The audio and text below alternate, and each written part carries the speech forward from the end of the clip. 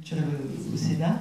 Ça m'a valu à peu près un mois comme ça d'intervention et pas mal de week-ends supprimés, parce que ça se prépare un peu. Et puis je travaillais, puisque je dirigeais TV5 Monde. Et puis j'ai été nommée donc, dans l'ancienne formule, puisque vous savez que la loi va changer. On m'a d'ailleurs demandé si ça me gênait d'avoir été nommée comme ça, et moi j'ai dit je m'en fous complètement, parce que je ne pense pas que j'ai été nommée pour des raisons politiques, mais parce que mon parcours faisait que j'étais légitime dans ce poste. Voilà, donc et comme j'ai eu quasiment un vote stalinien dans les commissions gauche-droite, presque l'unanimité, Dieu merci, j'ai eu quelques abstentions pour respecter la démocratie, et donc je me sens très sereine avec ça. C'était donc il y a un an, et depuis on n'a pas tellement chômé.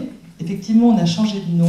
Je n'ai pas accordé non plus une importance radicale, parce qu'il me semble que ce qui compte, ce sont nos médias, c'est-à-dire France 24, RFI ou Radio France Internationale et Monte Carlo Doualiya qui veut dire international en arabe. Mais pour simplifier, comme les Français n'arrivent jamais à le dire, vous en avez eu la preuve, on appelle ça en France MCD. Et donc, c'est ces médias-là qui ont une importance, et c'est eux que connaissent le public, donc c'est plutôt eux que j'ai envie de valoriser. Alors, bien sûr, France Média Monde, comme le disait Alexandre Joux, au moins ça mérite d'être clair, tandis que AEF, Afrique équatoriale française, c'était pas tout à fait toujours clair non plus, et puis que pour l'étranger, par exemple les anglophones, cette traduction ne leur disait rien. Donc c'est pour ça qu'on a changé en accord avec les personnels du groupe. J'ai été nommée dans un cadre précis qui était une décision gouvernementale du 12 juillet dernier, qui mettait fin à la fusion des médias, à la fusion des rédactions radio, télévision, des 2 radios et des 3 chaînes en fait, de télévision, puisque France 24 c'est en 3 langues, et en vérité ce sont 3 rédactions, 3 dispositifs satellitaires et 3 chaînes.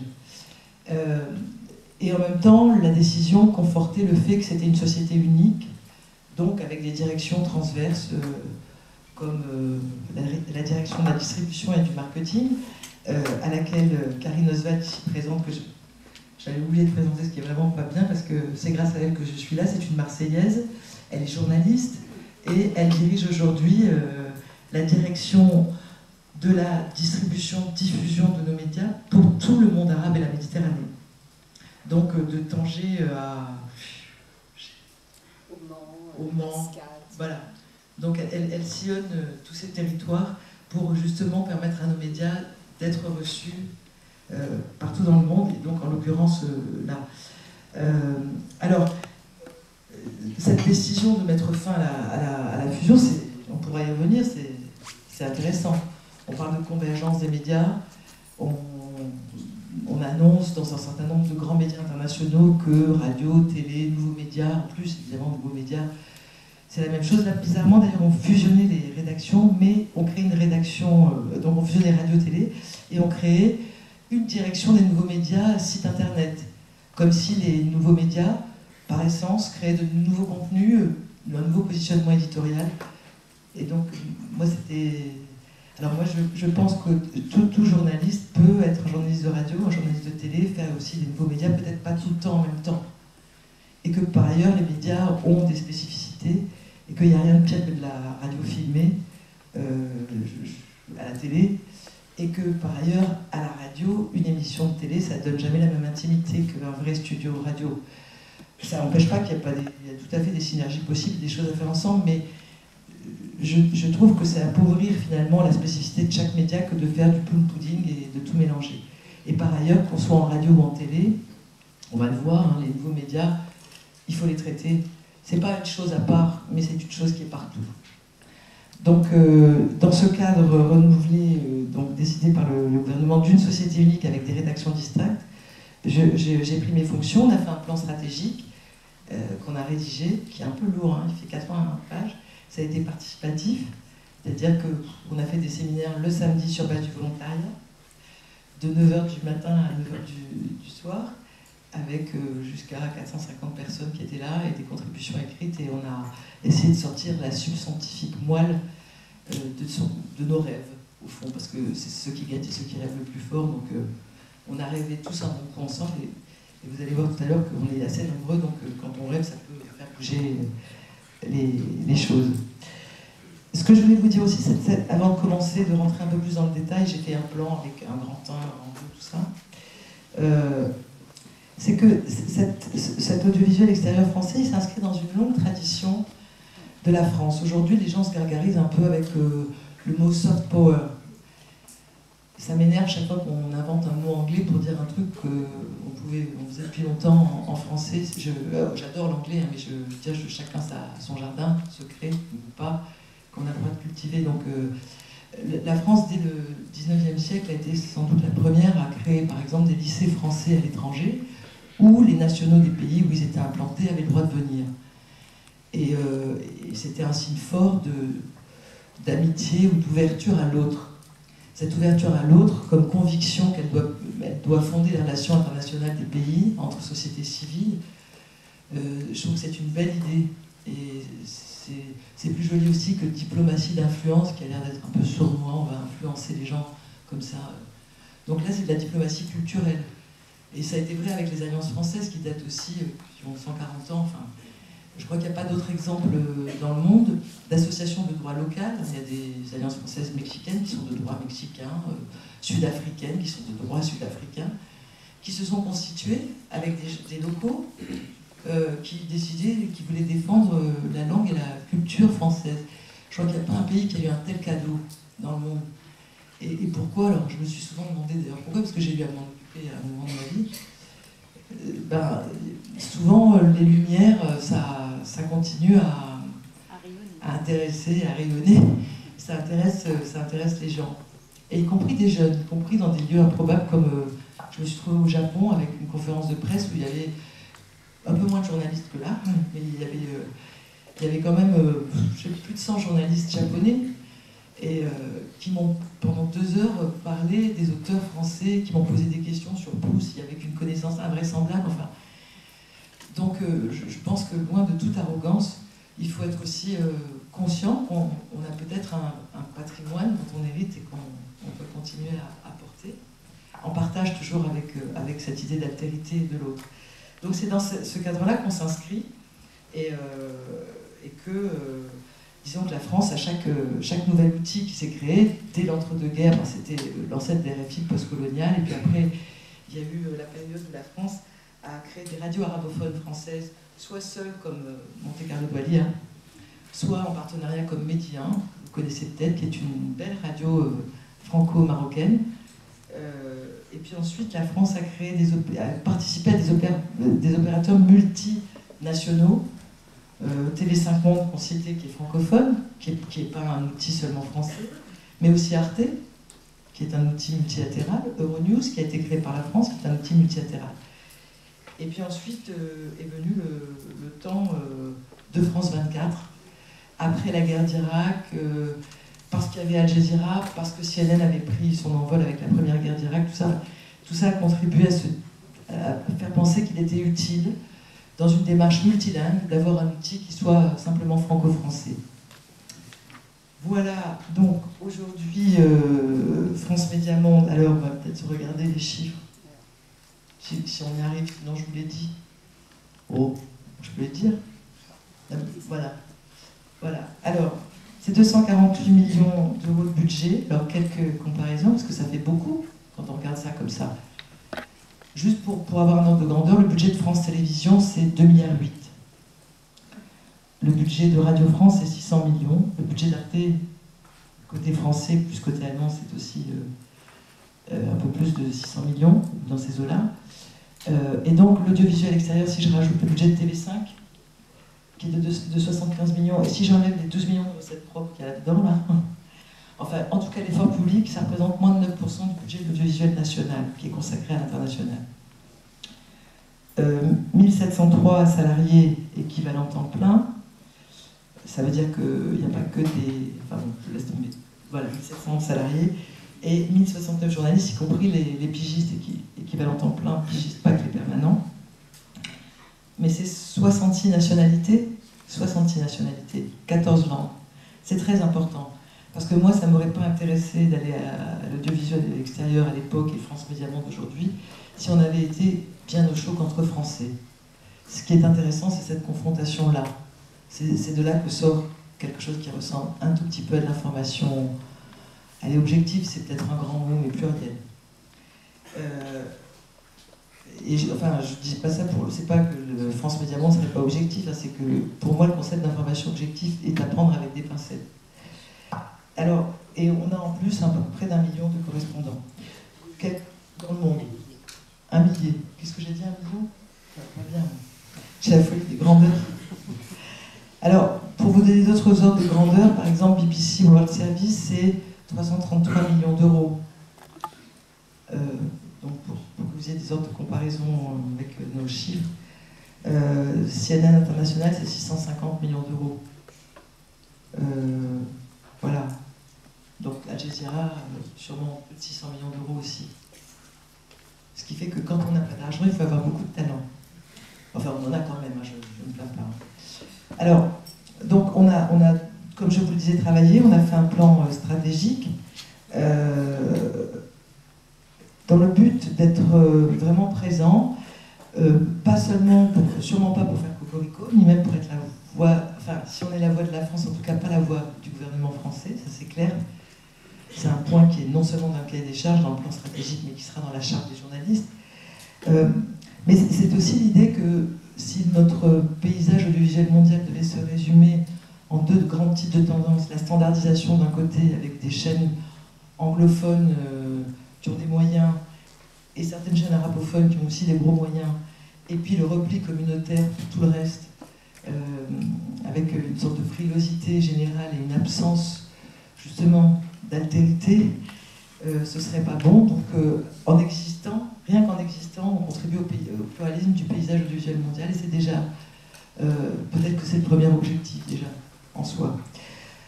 Après ça, notre travail a consisté à essayer dans notre plan stratégique, de définir deux types de stratégies. Une stratégie de contenu, parce qu'on a une chance d'être entendu que si on a quelque chose à dire, et ce serait bien bête d'avoir un réseau mondial si on n'avait rien à dire.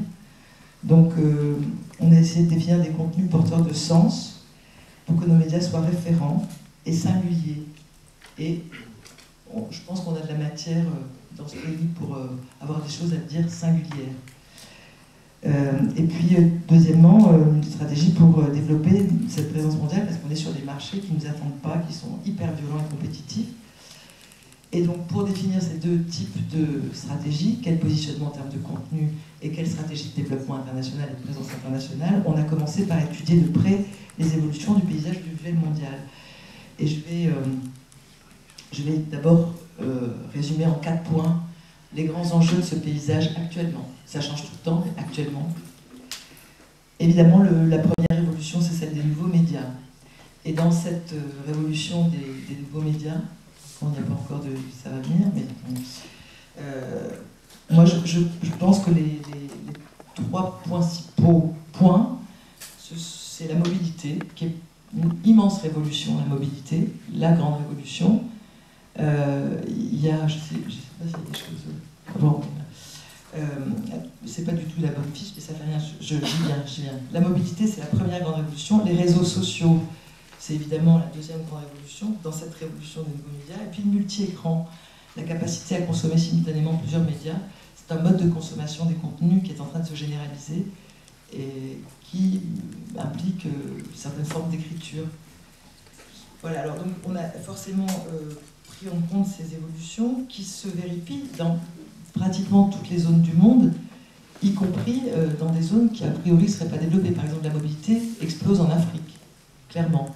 Et ça, les Africains vont sauter sans doute les ordinateurs fixes pour directement attaquer via la mobilité les contenus numériques. Alors c'est une révolution pour nos médias traditionnels, parce qu'au fond, moi, cette petite chose-là, c'est mon transistor aujourd'hui.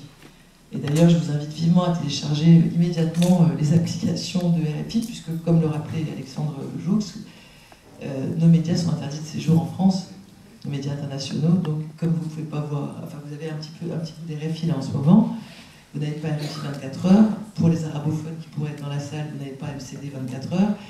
Et vous n'avez pas non plus France 24 sur la TNT. Mais vous avez des applis.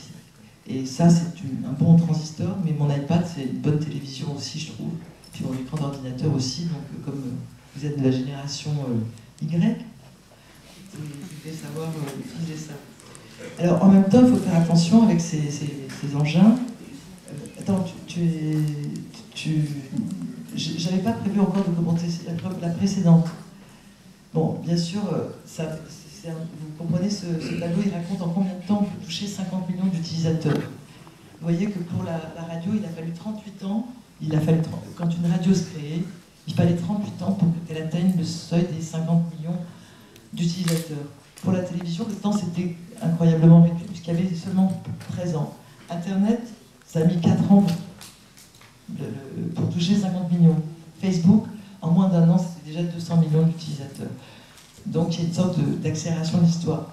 L'autre tableau que tu avais mis, c'est intéressant, je ne sais pas si vous le voyez bien, par rapport à un fait qui se produit à un instant T, vous voyez l'étoile là-haut, comment il va être relayé sur les différents types de supports.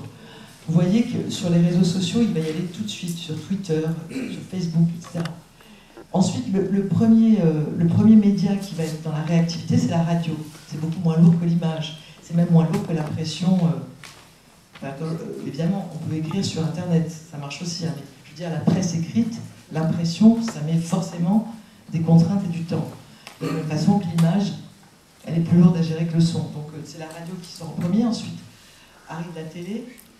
Mais vous voyez qu'il va y avoir presque 2h30 avant que la télévision rentre en rouge. Vous voyez, la radio, elle est en vert, elle met déjà 2 heures, plus de 2 heures, et la télévision, elle met 2h30. Et tout de suite, on a eu Twitter. Et vous voyez qu'après, ça reprend, ça va baisser. Il y a la presse écrite qui arrive en orange, vous voyez, et puis ensuite, ça reprend derrière, parce que les réseaux sociaux vont commenter ce qui a été dit sur les médias linéaires, on va dire, ou classiques, comme la presse écrite. C'est, je trouve, très intéressant par rapport à la gestion du traitement de l'information. Quand on est un groupe comme le nôtre qui gère ça, c'est important d'avoir ça en tête. Alors, en même temps, ce que je voulais dire par rapport à ces schémas qui nous donnent tout le poids de ces nouveaux médias, c'est qu'il ne faut pas croire qu'ils soient substitutifs. Vous voyez quand même que la radio et la télé sont bien là. Hein. Puis si on regardait, par exemple, la radio dont tout le monde disait qu'elle allait mourir avec la télé, elle continue à augmenter en pénétration chaque année. Vous voyez? Donc, on ne peut pas totalement dire qu'un média chasse l'autre. Alors peut-être que pour la presse écrite, c'est la chose la plus délicate. Mais pour la télé et la radio, c'est pas substitutif. Et croire que, par exemple, on pourrait avoir une stratégie mondiale seulement sur les nouveaux médias, en laissant tomber les satellites, le câble, etc., la TNT, le hertzien et tout ça, ce serait assez suicidaire. 80% des images regardées dans le monde continuent à l'être sur un téléviseur à la papa, hein, quand même, aujourd'hui. Mais c'est clair que ça évolue et que si on ne prend pas des positions sur ces médias, à terme, on est mort quand même. Donc, il faut tout faire à la fois, c'est ça qui est sympa. Voilà, donc je regarde donc les téléphones actifs, bon, c'est bon, on a parlé de ça. Alors, aujourd'hui, ça veut dire que pour nous, en interne, toutes nos équipes, qu'il s'agisse des gens qui bossent sur la com, qu'il s'agisse des gens qui bossent sur le marketing, qu'il s'agisse des journalistes, évidemment les techniciens, tout le monde doit intégrer dans ses pratiques et dans ses raisonnements l'existence de tous ces supports. Aujourd'hui, si quelqu'un vient présenter un super magazine, il doit avoir non seulement son site qu'il a réfléchi en même temps, mais sa page Facebook et éventuellement il doit savoir tweeter aussi pour relayer l'information. Pour autant, il va quand même être journaliste télé. Mais il ne peut pas faire abstraction du reste. Après, il y a des gens qui sont dédiés, par exemple, pour modérer les forums, des choses comme ça, mais on ne peut pas raisonner en mono-média. En tout cas, dans notre plan stratégique, c'est comme ça qu'on a fait. Alors, le deuxième point important, à côté de l'explosion de ces réseaux sociaux, qui ne sont pas substitutifs, mais sur lesquels on doit prendre position, c'est le développement de la haute définition. Aujourd'hui, ce n'est pas votre préoccupation peut-être, mais si demain, partout, les chaînes de télé sont en haute définition et que nous, France 24 ou TV5, parce que c'est le même problème, restent en SD, donc en définition normale, on peut tout simplement être évincé ou avoir des barrières infranchissables pour entrer sur certains marchés. D'ores et déjà, heureusement, TV5 Monde est au Japon et en Corée, mais pour les nouveaux entrants, il faut être en HD et ce qu'on appelle localisé géographiquement, c'est-à-dire dans la langue du pays. Alors, allez donc traduire en direct une chaîne de télé, ou alors, s'il faut créer une rédaction par pays, ça va être un petit peu cher comme budget global, donc il y a des endroits où on sait qu'on n'ira pas avec les médias traditionnels, on pourrait y aller qu'avec les nouveaux médias. Mais donc la HD, pour vous donner un ordre de grandeur, un canal HD, un satellite, ça coûte 2,5 fois plus cher qu'un canal SD. Donc en termes budgétaires, ça peut vite être emmerdant quand même. Alors par contre, évidemment, les équipements de production, j'imagine, je ne sais pas, quand vous touchez aux choses, je ne sais pas si certains d'entre vous connaissent un peu les régies, le montage, tout ça, si vous faites ça ou pas, oui.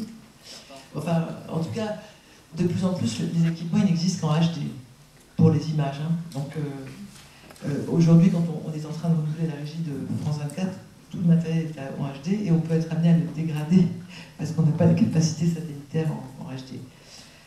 Voilà. Alors ça, c'est pour vous parler de la HD. Le troisième phénomène du marché mondial, c'est l'arrêt programmé de la diffusion hertzienne, analogique. Donc la TNT se généralise. La date mondiale, c'est 2020, la fin de l'analogique. Au début, on avait dit 2015, certains pays africains seront prêts, d'autres pas, donc on parle de 2020. C'est clair que le jour où la TNT prend son envol partout dans le monde et que si on n'est pas dessus, ça va être difficile aussi quand même, hein, même avec les nouveaux médias. Donc pour nous, il y a un immense enjeu en Afrique francophone notamment, pour être présent en HD. S'agissant de la HD en France, je vous le réserve pour la conclusion. Donc, quatrième point, quatrième évolution du paysage mondial, c'est le fait que la concurrence est d'une très grande violence, mais que les entraves à la présence de nos médias sont multiples. Bon, on parle de liberté de la presse aujourd'hui comme éventuellement si c'était un sujet qui était dans notre dos, dans notre passé, mais c'est pas vrai du tout. Hein. Il suffit de sortir de nos frontières pas très longtemps pour se rendre compte que c'est un vrai enjeu dans plein de pays et que c'est pas par hasard si RFI a des rédactions dans un certain nombre de langues étrangères, le persan, le mandarin, le vietnamien. Il y a des marchés qui sont politiquement protectionnistes et qui mettent des barrières d'entrée très fortes. Par exemple, on ne peut pas rentrer en Chine comme ça quand on est une chaîne étrangère. C'est difficile d'avoir des partenariats avec l'Iran actuellement. Voilà. Donc c'est pour ça qu'il faut prendre par tous les moyens. Mais quand on a décidé de lancer avec France 24 et la rédaction en persan des RFI, les observateurs, qui sont une émission justement qui utilise les nouveaux médias pour permettre à des citoyens de nous envoyer des images, des sons, du texte, là où ils sont, ils assistent à quelque chose, et nous on va recouper pour être sûr qu'on n'est pas manipulé non plus. On n'a jamais été dans l'émission, on a lancé les persans les observateurs de France 24 avec le persan de RFI. Le site a battu pendant les élections iraniennes en juin tous les records de fréquentation. Il a enterré l'anglais, le français et l'arabe réunis. Hein. Donc là, on vient de battre les 1 million de visites au Vietnam sur le site vietnamien. C'est en pleine expansion. Au Cambodge, on est à 700 000 visites parce qu'on a boosté les nouveaux médias aussi. Et la diffusion en linéaire parce que le Cambodge est plus ouvert. Donc je pense que toutes ces langues qui sont parfois sur des territoires pas très faciles, les nouveaux médias sont vraiment une solution. La Russie, c'est intéressant d'avoir une rédaction russe à RFI. C'est pas tous les jours fait en Russie non plus. Bon, donc voilà. Alors, on se heurte à des marchés impossibles. Et nous, notre rôle, c'est de défendre la liberté de la presse et donc d'y aller. Et de ne pas toujours être apprécié.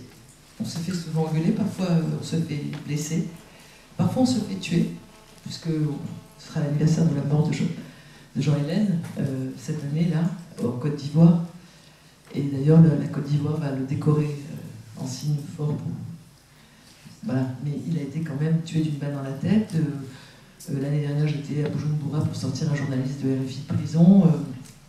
Notre journaliste Sonia Drif en Égypte a échappé au viol sur la place Tahrir par miracle. grâce à l'aide d'un autre journaliste. Enfin, donc c'est un métier à risque. À côté de ça, on a une journaliste géniale qui vient de remporter le prix de l'IBD, qui est un organisme asiatique, pour son documentaire sur l'Iran, sous les sanctions économiques, et qui est une blonde aux yeux bleus qui va en Iran, et ben, elle est accueillie partout, et elle se faufile partout, et c'est donc, pour les filles dans la salle, il ne faut jamais se laisser dire qu'on ne peut pas aller quelque part sous prétexte qu'on est une fille. Voilà. Et elle y arrive très bien. Donc les coûts de distribution sont très élevés, donc c'est ça qui est un frein aussi à notre présence. Et puis il y a des nouveaux entrants qui payent, et même cher, pour éventuellement évincer aussi les autres. Il y a des chaînes chinoises qui payent, il y a des chaînes panarabes qui payent, il y a des chaînes russes qui payent. Et donc on n'a pas toujours les moyens de payer aussi cher. Par ailleurs, il faut savoir qu'il y a des pays qui ont les moyens de lancer des versions linguistiques que nous n'avons pas. Par exemple, en Amérique latine, la chaîne CCTV4 chinoise vient de lancer sa chaîne en espagnol 24 heures, et les Iraniens aussi viennent de lancer une chaîne en espagnol 24 heures. C'est pourquoi je voudrais rêver que France 24 puisse être en espagnol 24 heures aussi, mais ce ne sera pas pour tout de suite, même si ce sujet, pour des raisons budgétaires, hein. Mais le sujet a retenu l'attention des pouvoirs publics. Dans ce paysage, il faut affirmer notre différence et être des médias singuliers et donc référents. Et pour ça, il ne faut pas hésiter à parler de valeurs. Et il y a des valeurs qui transcendent le fait qu'on a une rédaction télé, une rédaction radio et 14 langues de travail. Alors, je ne sais pas si on peut parler de voix de la France, parce que les journalistes, en général, ils n'aiment pas trop qu'on dise ça. Hein. Donc D'ailleurs, le futur slogan de RFI, détester qu'on dise qu'elle était la voix de la France, c'est RFI, ça va sortir, c'est un scoop que je vous fais là, pour YouTube. RFI, les voix du monde. Les voix du monde, parce que RFI a 12 langues plus le français, 12 langues, 12 rédactions, donc ça en fait plusieurs de voix. Et en plus, comme le rappelait Alexandre Joux tout à l'heure, les appels sur l'actualité, c'est juste un truc de folie, puisqu'on entend dans cette émission les plus grands experts politologues du monde, qui sont les Africains, qui connaissent, mais pas seulement la politique française, je veux dire la politique mondiale, les interventions des auditeurs sur les questions mondiales, y compris sur l'intervention syrienne, les interventions les plus incroyables, elles sont sur cette émission-là. Donc, les voix du monde, parce qu'on est appelé par beaucoup d'auditeurs. Donc voilà, c'est pas tout à fait la voix de la France, mais disons c'est une signature française où oui, on est porteur d'un héritage français et francophone. Alors, donc on s'est demandé dans ces séminaires dont je vous parlais du samedi, est-ce qu'on avait des valeurs communes, quels que soient les médias et les langues, quelles que soient nos trajectoires, nos origines nationales. Et est-ce qu'on avait une certaine idée, pour paraphraser quelqu'un de célèbre, une certaine idée du rôle du journaliste, ou est-ce qu'on se faisait une certaine idée du rôle du journaliste? À quoi ça servait? Qu'est-ce que ça voulait dire l'objectivité? Est-ce que seuls les faits comptent ou pas? Est-ce que journaliste ça a à voir avec démocratie? Est-ce que journaliste ça a à voir avec citoyenneté? Dans quel sens? Est-ce que les citoyens peuvent contribuer au journalisme ou pas? Est-ce que journalisme, ça rencontre une limite dans le terme responsabilité, notamment quand on est un média mondial, à quel moment on met des vies en jeu, et à quel moment on se tait pour ne pas les mettre en jeu, et à quel moment on met la vie des journalistes en jeu. C'est des décisions difficiles parfois quand on est patron de médias. Là, ils sont à Damas, France 24. Bon, bah, je me dis en même temps, c'est absurde de ne pas être à Damas. Je veux dire, s'il n'y a personne à Damas, qu'est-ce que ça... Voilà. Mais quand même, j'aime pas trop. Et puis, quand la première équipe est rentrée, il y avait eu des roquettes à 100 mètres, tout ça. Alors évidemment, moi, je n'oblige jamais personne, hein, mais quand même, enfin, j'aime pas beaucoup quand... mais il faut... Et en même temps, je me dis, si on fait ça et qu'on n'y va pas, ça va pas. On peut pas ne pas y aller. Donc, c'est le gros dilemme. Voilà. Bon, alors... Donc, toutes ces questions, on se les a posées. C'était assez drôle. Donc, comme je vous disais, alors, il y avait par exemple la rédaction anglophone de France 24, la rédaction arabophone et la rédaction francophone.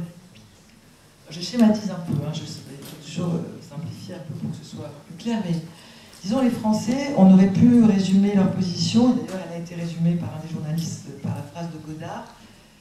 La démocratie, c'est pas donner 5 minutes de temps de parole aux nazis, puis 5 minutes de temps de parole aux juifs, c'est de virer d'abord les nazis et de parler ensuite. Il nous a donné cette définition, et évidemment la rédaction francophone a applaudi totalement. Les autres étaient un peu plus surpris, parce que les journalistes francophones nous disaient, mais nous, pour nous, c'est pas la démocratie, nous on n'est pas journalistes pour défendre la démocratie, on est journalistes pour... Enfin, certains journalistes, je schématise, hein, on est d'accord, je schématise. On est là pour donner des faits dans leur rigueur, dans leur objectivité, et puis être le plus près des faits possible. Et voilà. Donc on a eu un débat là-dessus. Les arabophones nous regardaient un peu, ils disaient tiens, ça, on va les laisser se régler les comptes quand même un peu, parce que nous, on fait le mieux qu'on peut faire, quoi, finalement, et on défend aussi parfois des valeurs, et puis bon. Mais, donc c'était un débat intéressant. Alors, moi j'étais un petit peu piquée au vif, et donc je me posais la question de savoir si quand Fox News ou CNN avaient coupé les applaudissements après le discours de Villepin à l'ONU à la veille de la guerre d'Irak, vous n'étiez sûrement pas nés encore, vous allez la regarder depuis. Vous vous en souvenez du discours de Villepin à la veille de la guerre d'Irak? Je vous parle d'un vieux pays qui a 2 fois connu la guerre, etc. Derrière, sur CNN et Fox News, vous pouviez chercher les applaudissements, ils n'étaient pas diffusés. Donc, est-ce que c'est ça, au plus près des faits? J'ai demandé, moi, avec ma culture francophone. Bon, donc on peut discuter. Est-ce que, par exemple, être au plus près des faits, c'est s'il y a une lapidation, dire que la pierre a tapé comme ça, que la femme est tombée de 3/4, que le sang a coulé verticalement comme ci? Est-ce que c'est des questions que... Hein? Donc, pour moi, si c'est ça, j'y vais pas. Si c'est que ça. Mais finalement, à la fin de la journée, tout le monde est d'accord. Hein.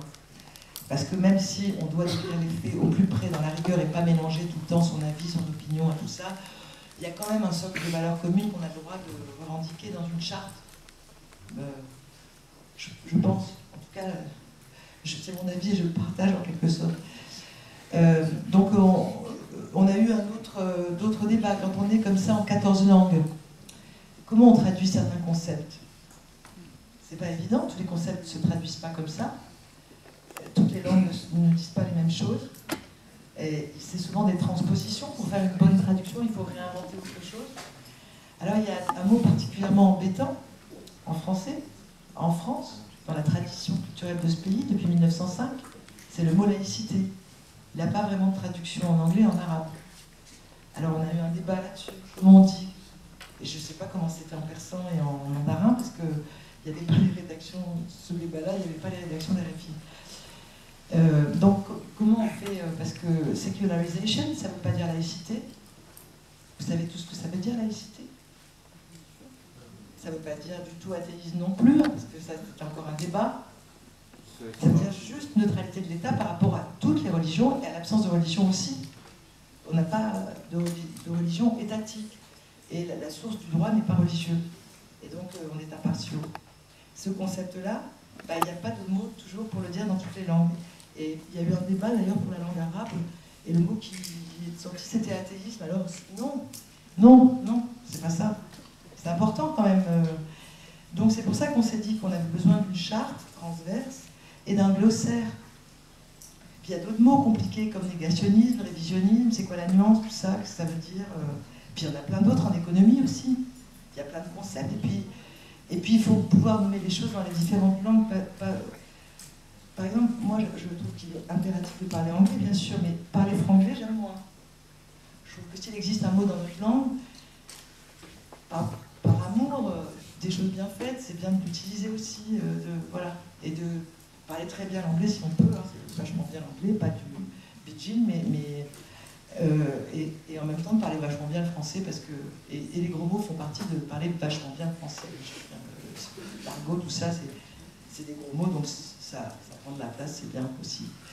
Mais, donc, enfin, tout ça, c'est pas des questions tout à fait simples dans un groupe comme ça de 1700 personnes avec 66 nationalités et 16 langues.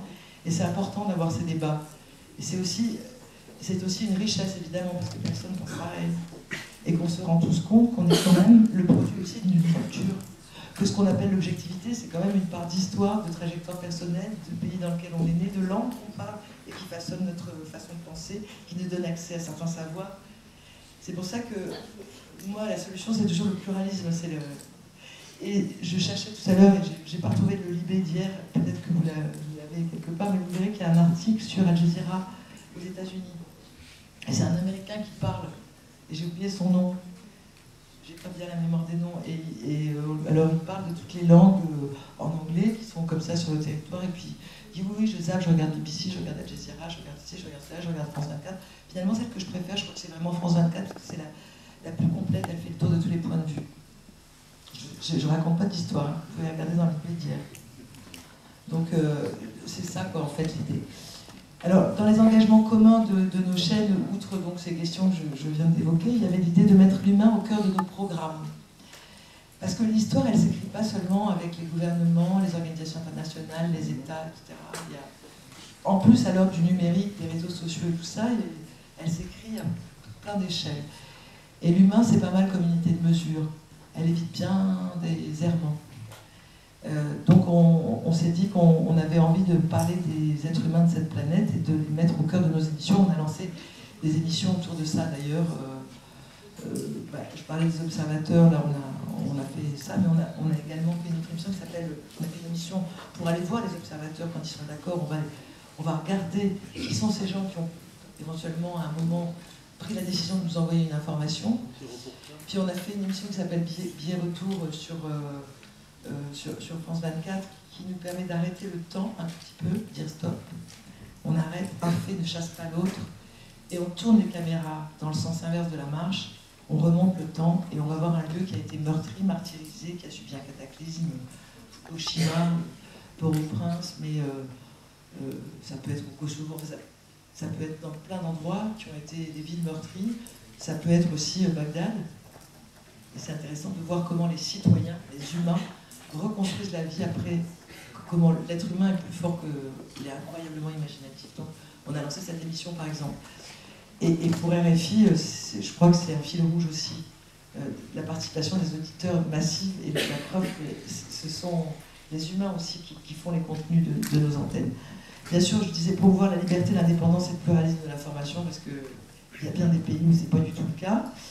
J'en ai déjà parlé, donc j'aime bien pas. Les médias internationaux français ne sont pas l'émanation de la politique du gouvernement français. C'est la grandeur de notre pays de permettre, quand on est public en France, on n'est pas gouvernementaux. On est donc affranchi des contraintes des financements privés, parce que les financements privés, c'est une contrainte aussi. Et on est exonéré des contraintes politiques. Donc on est libre. Moi, ça fait des années que je bosse dans l'audiovisuel, j'ai jamais eu un coup de fil pour me demander de faire quelque chose. Par contre, moi, j'ai passé des coups de fil, parfois, parce que je pensais qu'il y avait des vies en danger. Quand il y a eu des événements en Côte d'Ivoire, il suffisait d'un mot de travers pour déclencher une émeute sur place et mettre en danger des vies qui n'étaient pas les nôtres. Alors, que des journalistes aient le courage de mettre leur vie en danger, c'est magnifique, mais quand ils mettent en danger la vie des autres, ça, c'est pas trop acceptable. C'est la responsabilité dont je parlais tout à l'heure. Donc il y a des fois on sait que parce que nous on est vus par les gens dont nous parlons. Donc c'est particulier, il faut en avoir conscience. Le discours n'est jamais anodin dans une chaîne internationale. Et là par exemple en Égypte, c'était la preuve qu'on veut bien faire notre boulot parce qu'il y a eu des menaces de mort pour des journalistes en provenance des deux bords. Donc tantôt on était accusé d'être pro un bord ou pro l'autre bord. C'est un peu pareil pour le conflit israélo-palestinien. Tantôt on est pro ceci, tantôt on est pro cela, ça doit être quelque part qu'on ne doit pas être loin de faire notre métier correctement. Bon, donc les valeurs, on en a un peu parlé, des valeurs à vocation universelle comme la démocratie. Alors la laïcité, c'est pas forcément une valeur à vocation universelle, on respecte d'autres positions, mais en tout cas, elle mérite d'être expliquée à l'échelle de la planète.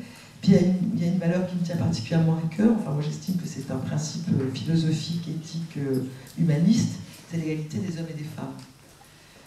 On est diffusé dans des pays où les mariages forcés, où l'excision, il n'y a pas un statut paritaire des hommes et des femmes, et dans notre pays, lui, définit dans sa constitution qu'il y a l'égalité entre les hommes et les femmes sur ce territoire. Et donc, on défend ça aussi au sein de notre chaîne, dans le management, parce que moi j'ai un comité directeur mixte, pile poil, et puis sur les antennes. Mais on a un vrai rôle en tant que média pour promouvoir cette égalité, puisque si certains d'entre vous se sont intéressés à cette question, et je vous invite à le faire, parce qu'elle est loin d'être résolue, y compris dans notre pays quand même, à la télévision, par exemple, les femmes journalistes, il y en a, pour présenter les émissions. Mais expertes, regardez bien, elles sont dans 80% des cas victimes ou témoins. Mais la parole universelle est encore une parole masculine pour l'essentiel. Donc il ne faut pas baisser la garde. Je me souviens d'un plateau à la suite de l'affaire Strauss-Kahn, il y avait des journalistes, il y en avait 9, il y avait peut-être que 2 femmes. Et donc tout le monde y allait de son analyse franco-française, hein, qui souvent d'ailleurs stupéfiait nos partenaires francophones, qui n'en revenaient pas de la légèreté avec laquelle on prenait l'affaire, côté journaliste français. Hein. Et quand il s'est agi autour des femmes de s'exprimer, on ne leur a pas demandé qu'est-ce que vous pensez de l'affaire Strauss-Kahn, on leur a demandé si elles avaient eu affaire à des abus sexuels et si elles s'étaient senties menacées. On ne leur a pas demandé d'exercer leur intelligence de journaliste, mais de dire en tant que femme si elles avaient pu subir tel ou tel assaut. Donc je trouve que bon, il reste du chemin à faire. Donc, rien que d'inviter des femmes expertes sur nos antennes, c'est faire avancer le public. Et puis on lance une émission qui s'appellera Actuelle. Sur RFI, c'est un vrai principe de fond, là aussi, le respect de l'égalité des hommes et des femmes. Dans des émissions comme Priorité Santé ou 7 milliards de voisins, c'est quelque chose qui est tout le temps présent. Sur Monte Carlo Douali, à la radio arabophone, que vous avez le privilège d'avoir, vous êtes les seuls à Marseille à pouvoir l'entendre entre midi et 18h sur le 107.9. Sur cette radio, on a lancé les blogueuses du monde arabe. On lance les impertinentes, on prépare ces 3 journalistes arabophones qui vont débattre de l'actualité mondiale, et on y va. Et ces femmes qui ont changé le monde arabe, etc. Et puis la promotion de la diversité, de toutes les diversités, mais que je ne mets pas dans le même créneau que les hommes et les femmes, parce que quelle que soit l'orientation sexuelle, la couleur de la peau, la religion, les opinions politiques, l'âge, on est toujours homme ou femme. Donc c'est pas une question de diversité, c'est juste l'humanité, l'universalité de l'humanité qui est en cause dans la question des hommes et des femmes. C'est pas une énième question de diversité. Nos médias sont différents en même temps. J'ai parlé de valeurs communes, et en même temps, RFI, c'est pas du tout France 24, France 24, c'est pas du tout Monte Carlo Douali, et voilà. Et c'est important. C'est important parce que ça revient au discours sur la fusion tout à l'heure. Non seulement c'est pas le même métier, mais c'est important d'avoir des positionnements différents, des formats différents. RFI, c'est pas une chaîne d'info continue, c'est pas une radio d'info continue. C'est une radio de l'actualité. Je fais une nuance. C'est-à-dire qu'elle a une armature, une épine dorsale d'infos très forte, avec une très grande compétence et une très grande expertise, et vraiment une compétence internationale, économique, culturelle énorme. Et il y a des respirations, il y a des magazines longs. On a un rapport au temps long, à ce qui pourrait être en télé un documentaire. Donc, c'est important parce que ça permet de la mise en perspective, la dimension historique, la confrontation du monde, des pays. Je pense à Accent d'Europe ou Accent du Monde, qui est la nouvelle émission qu'on a lancée avec les rédactions étrangères de RFI. Justement parce que c'est drôle d'entendre tout d'un coup autour d'une table un journaliste chinois, un journaliste français, un journaliste mexicain, un journaliste libanais qui vont tout d'un coup discuter d'un même fait international. C'est très drôle. Donc, Accent du Monde, Accent d'Europe, c'est vraiment pluriel. Donc, c'est important, et on a au contraire renforcé la dimension magazine de RFI. Et c'est un outil musical incroyable, RFI. Je suis sûre que vous ne le savez pas. Enfin, vous ne connaissez peut-être pas RFI, mais RFI Musique, le site, et le film musical d'RFI. RFI, des talents découverts chaque année, qui font émerger d'immenses talents africains. Alors on va donner, là, au mois d'octobre, on va remettre à la Bibliothèque de France le patrimoine musical d'RFI, 100 000 disques, depuis les 78 tours jusqu'à la période la plus récente. On les a numérisés, donc on n'a plus besoin d'avoir les supports, donc on va donner les supports, ils vont rentrer dans le patrimoine français. c'est une vraie tranche d'histoire. D'ailleurs, on fera une programmation spécifique, parce qu'à travers la musique, on peut raconter le monde. Donc RFI est un vrai acteur musical. C'est un vrai acteur aussi, on se prépare à lancer les Talents du Rire en Afrique, puisqu'on a, enfin j'espère que certains d'entre vous connaissent Maman, qui est un humoriste extraordinaire. Je ne sais pas si vous avez déjà entendu, mais franchement ça vaut le coup. Il passe aussi sur l'antenne française et il est sur le site. Et évidemment, il anime plein de festivals du rire en Afrique et il y a des talents qui regorgent. L'Afrique est pleine de talents, vraiment. Donc on va lancer ça. C'est pour dire qu'on est bien sûr dans l'info la plus pointue. Et je pense que sur l'Afrique, il n'y a pas plus de référence sans doute que le site RFI. Mais au-delà, RFI, on était à Lyon, par exemple, on a fait un cycle de lecture de textes de jeunes auteurs africains, de femmes et d'hommes absolument remarquables, joués par des acteurs d'ailleurs français aussi, qui étaient dans la grande cour du Palais des Papes. C'était un moment d'exception. Donc RFI, c'est formidable qu'au-delà de l'info, on aille chercher tout ça. Après, je vérifie si je n'ai pas oublié. Bon, je vais déjà parler des langues étrangères de RFI qui sont en pleine explosion sur Internet. Et donc, elle porte bien son futur slogan, sa future signature, Les Voix du Monde. Monte Carlo Doualiya, c'est la radio de la laïcité, de l'universalisme en langue arabe. C'est une radio qui est généraliste, qui est très référente en matière d'info dès que ça commence à se crisper comme c'est le cas actuellement. Par exemple, actuellement, MCD est la radio la plus internationale, la plus écoutée en Syrie. Ça a été, elle est très écoutée au Liban, elle est très écoutée en Irak. Je ne sais pas si... Après, pour finir, on fera juste un récap de la présence des médias. Donc c'est une radio importante. C'est une voix très étonnante en arabe, comme France 24 l'est aussi. Et il y a un monde arabe moderne, épris de liberté, qui aime ces médias et qui les suit. D'ailleurs, elle développe beaucoup de partenariats. On fait chaque semaine une émission... voilà, oui, ça c'est les audiences mesurées des différents médias, mesurées. Ce qui veut dire qu'on ne peut pas mesurer partout, on n'a pas d'argent, hein, parce qu'on est dans 207 pays, pas 177 pays pour France 24, je ne sais pas combien de pays pour RFI. On n'a pas les moyens de payer des mesures d'audience dans tous les pays. Donc on mesure ça, et avec une projection, on peut se dire qu'on doit être quelque part à 45 millions sans doute, peut-être plus, je ne sais pas, à France 24, à pas loin de 40 millions à RFI et pas loin de 8 millions à MCD. Parce que là, on sait qu'on n'a pas mesuré l'intégralité des potentiels de foyers. Et puis sur les nouveaux médias, par contre, ça c'est un chiffre moyen précis, puisque sur les nouveaux médias, l'immédiateté fait qu'on sait tout de suite quelles sont les visites qui ont eu lieu et on sait les mesurer. Donc 17,3 millions, toutes langues confondues chaque mois, avec des pics parfois à 25 millions. Sur combien de pays? Sur combien de pays? Sur Internet, c'est le monde entier. Ouais. Sur France 24, c'est 177 pays. On va vous mettre les fiches par pays, par média. France 24. France 24, là, voilà.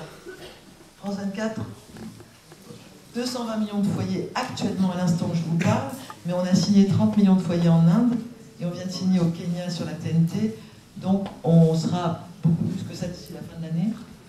Ça, c'est 24 heures sur 24 en haut. 70 millions de foyers recevant la chaîne en diffusion partielle, ça peut aller de 1 heure à plusieurs heures. 173 pays couverts par rapport à votre question.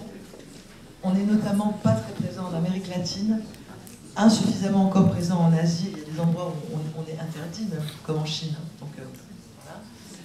19 satellites, 650 distributeurs de bouquets satellitaires ou câblés dans le monde. C'est un peu des chiffres qui ressemblent. TV5, c'est plus. TV5 va avoir 30 ans l'année prochaine. Et donc, elle a encore plus de foyers, mais de mémoire, 250 ou quelque chose comme ça. Millions de foyers, enfin, en fin d'année, petit à petit, France 24, évidemment, se met à niveau, mais voilà, et TV5, c'est à peu près 50 millions en audience cumulée hebdomadaire. Donc vous voyez que ça, si vous cumulez les différentes audiences qu'on a vues là, ça fait quand même un paquet de monde chaque semaine, de gens différents qu'on touche. Alors peut-être pas différents d'un média à l'autre, mais au sein d'un média, c'est bien 50 millions de personnes différentes qui vont regarder TV5, ou 45 qui vont regarder France 24. Là, RFI, donc, 156 émetteurs FM, il y a un maillage très important en Afrique, mais aussi au Cambodge, mais aussi en Roumanie, mais aussi en Haïti, il y a une forte écoute de RFI en Haïti. 62 pays couverts, donc vous voyez que là on est loin d'être mondiaux, mais en FM. Après, sur Internet, on est partout. Hein. Et 700 partenaires. Ça, c'est RFI est vraiment un partenaire de référence.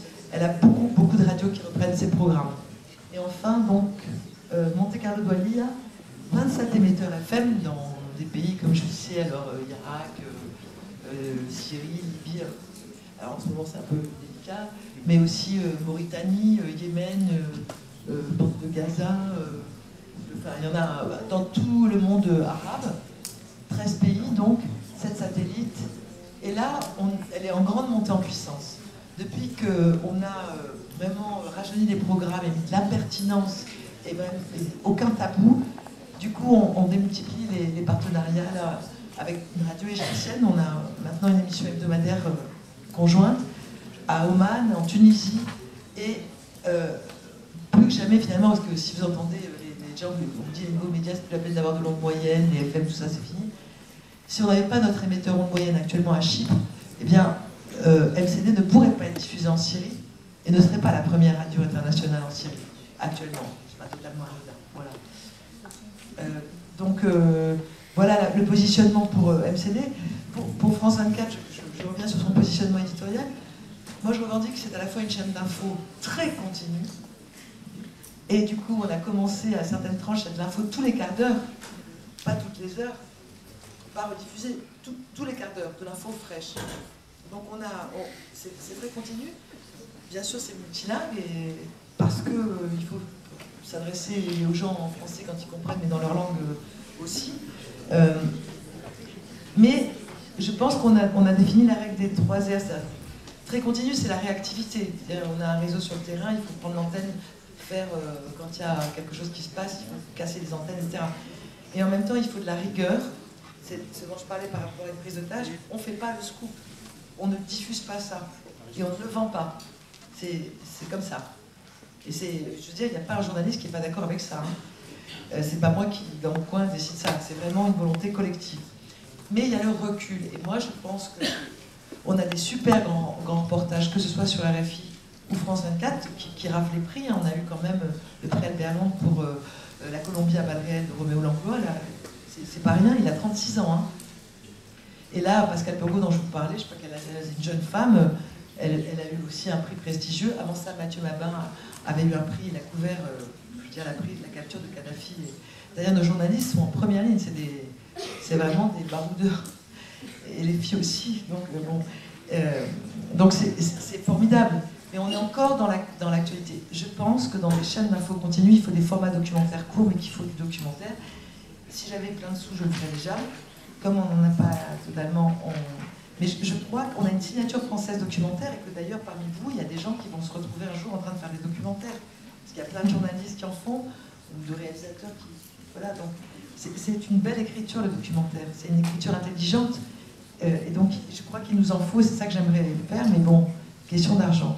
Alors, France 24, je ne vous ai pas fait de scoop sur la signature, mais d'abord sur MCD non plus. Alors, sur MCD, en arabe, c'est la signature qui va sortir, c'est sur la même longueur d'onde. Sur la même longueur d'onde. On est sur la même longueur d'onde que vous, qui nous écoutez. Et pour France 24, eh ben, tout simplement, en toute tranquillité, absence de complexe, puisqu'on s'appelle France 24, eh ben, on va dire liberté, égalité, actualité. Voilà. Et avec une petite pointe d'humour quand c'est pour les Britanniques, voilà, on décline, tout ça. On va mettre une pointe d'humour dans quelque chose, parce qu'il faut faire avec un petit peu d'humour les choses très sérieuses. Voilà, bon, bah, je ne vais pas vous parler de... pour conclure, je vous dis juste, je ne vais pas vous parler de la diffusion dans le monde, tout ça. On se bat tous les jours, les gens, l'équipe autour de Karine, d'autres personnes. Je voulais juste vous dire pourquoi c'est important pour nous d'être à Marseille. Parce qu'on a parlé, on est des médias mondiaux. Tout à l'heure, Alexandre disait, vous ne connaissez pas forcément, moi je me suis rendu compte, j'ai bossé à RFI, et je me demande bien si à l'heure de la mondialisation, les concepts que nous avons échafaudés dans des années où personne ne prononçait ce mot et où ça ne voulait rien dire, sont toujours valides. Et si la distinction médias mondiaux, médias nationaux, je ne vois pas pourquoi nos concitoyens n'auraient pas accès à des informations qui ne sont que sur nos médias. Parce que moi, je zappe beaucoup. Si on n'écoute pas RFI à certains moments ou si on ne regarde pas France 24, on ne sait pas ce qui se passe dans les 3/4 de la planète quand même. Hein. Vous connaissez la fameuse loi de l'information, la loi kilométrique de l'info. Un tout petit truc, si c'est à 10 mètres, c'est important pour le média là, local. Déjà c'est à 10 km, soit un plus gros fait, mais si alors c'est à je ne sais pas combien de milliers de kilomètres, là il faut vraiment que ce soit un tsunami pour que ça nous intéresse. Si on laisse faire, c'est pas vrai en fait. Moi j'y crois pas. Si on est dans une audience, dans une recherche d'audience mercantile, mais c'est pas, les gens sont beaucoup mieux que souvent les fantasmes qu'il y a sur les auditeurs ou les téléspectateurs. Les gens sont des citoyens. Et si on leur donne de la matière, ils l'apprennent. Donc je pense qu'en France, nos médias sont légitimes. Alors bien sûr, vous pouvez les avoir sur les nouveaux médias, mais on va avoir, par exemple, moi je me bats depuis donc un an pour ces fréquences avec Karine Oswald. Donc on a eu cette fréquence à Marseille pour RFI MCD. Vous savez que sinon RFI n'est qu'à Paris. Il y a une FM à Paris, on est un petit peu un pays jacobin, donc à Paris, il y a une FM pour RFI. Mais pas le reste, c'est pas la peine. Hein. Donc nous on a dit Marseille, ça nous va, on peut y être. Alors voilà. MCD, elle avait rien de tout, c'est la première fois qu'MCD est diffusée en FM quelque part en France. Vous ne pouvez pas savoir la joie des journalistes de cette reconnaissance. Et je suis sûre que, moi je vais me mettre à l'arabe d'ailleurs, parce que bon, il y a plein de gens qui parlent arabe très bien, mais je trouve que je sens qu'ils font des choses extraordinaires et ça m'énerve de ne pas les entendre. Donc vraiment, si dans la salle il y a des gens qui parlent arabe, écoutez, parce que je crois qu'ils font un travail remarquable. Et puis pour France 24, on va avoir la TNT en Ile-de-France. Vous ne verrez pas tout de suite en TNT. C'est dommage, mais c'est comme ça. Alors regardez-nous sur Internet. Mais l'autre chose que je voulais dire, c'est qu'en étant ici, évidemment, on a les micros et les caméras ici. Alors qu'est-ce qu'on fait? On les tourne vers vous, vers les Marseillais. Et ils se retrouvent diffusés dans le monde. Mais les gens adorent, je veux dire, les gens adorent qu'on leur raconte Marseille, qu'on leur raconte la France. Les gens qui sont à l'autre bout du monde, ils attendent aussi ça, l'info internationale, les grandes crises, mais aussi ils ont envie de savoir dans leur langue, quand c'est pas le français, parfois en français quand ils sont francophones, qu'est-ce qui se passe ici dans ce pays, et pas seulement à Paris, bien sûr Paris ça continue à être le mot de sésame, mais partout. Donc c'est pour ça que ce qui se passe ici pour nous c'est très important. J'aimerais bien d'ailleurs qu'on réfléchisse à des possibilités de vous associer à cette fréquence. On va y réfléchir tout à l'heure. Mais voilà, et j'aimerais bien qu'elle reste. Et alors, si vous pouviez faire une manif devant le CSA pour demander qu'on reste, ce serait parfait. Donc, je ne trouve plus ma dernière page, mais je pense que j'y étais là, à peu près. Vous allez pouvoir, là, enfin, poser des questions. Donc voilà, je sais, parce qu'elle était jolie cette dernière phrase, Marseille mérite le monde comme nos radios savent le raconter, mais Marseille mérite d'être raconté au monde aussi. Voilà, c'était mon dernier mot.